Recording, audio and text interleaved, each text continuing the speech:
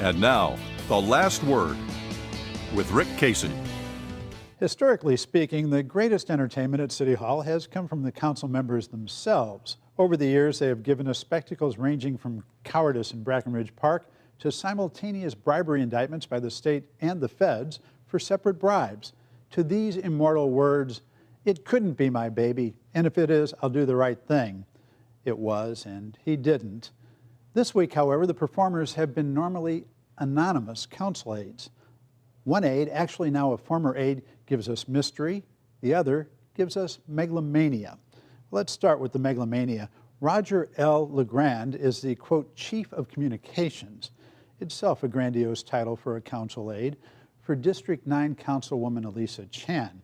Yes, he took part in the now famous secretly recorded conversation in her office about the proposal to add gays and other members of sexual minorities to the city's long-standing anti-discrimination ordinance.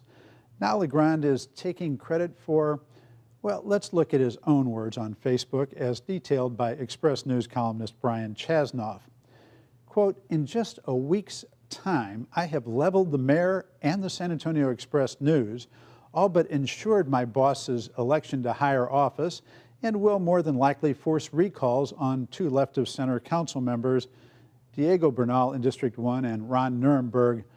Bernal has sponsored the ordinance, and District 8 Councilman Nirenberg has come out in favor of it. In his grandiosity, Mr. LeGrand has taken credit for fantasy achievements. But Mr. LeGrand lives in a bubble. As far back as the 1990s, a range of polls showed Americans favoring anti-discrimination laws for gays by percentages ranging from the mid-60s to the mid-80s.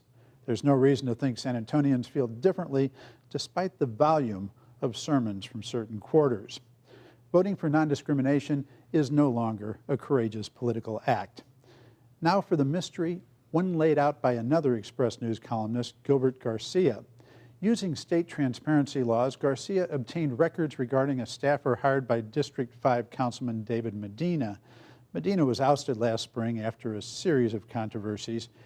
A year earlier, Medina had hired a friend named Sergio Galvan and paid him an annual salary of $85,000 of your tax money. That's the highest pay of any of Medina's staffers and more than most council members pay their chiefs of staff.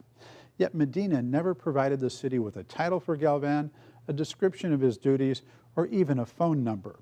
Galvan was not listed on the city roster nor assigned a city telephone or email. Columnist Garcia could learn nothing about Galvan's work from talking to other Medina staffers. He quoted Rick Cuellar, who ran the councilman's district office, as saying he had met Galvan only once at the funeral of Councilman Medina's brother. Garcia checked the Facebook page of another staffer and found a number of staff photos of various events. Galvan was in none of them. Now, it's possible there is a reasonable explanation, but Medina hasn't answered Garcia's calls or otherwise come forward with it. That raises an obvious question. Was Galvan's a no-show job, a classic from the old days of political machines? In those bad old days, the politician would, of course, get a kickback or some other consideration.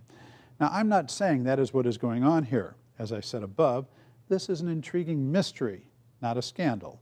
But as a San Antonio taxpayer, I hope we haven't read the last chapter. And that's it for Texas Week.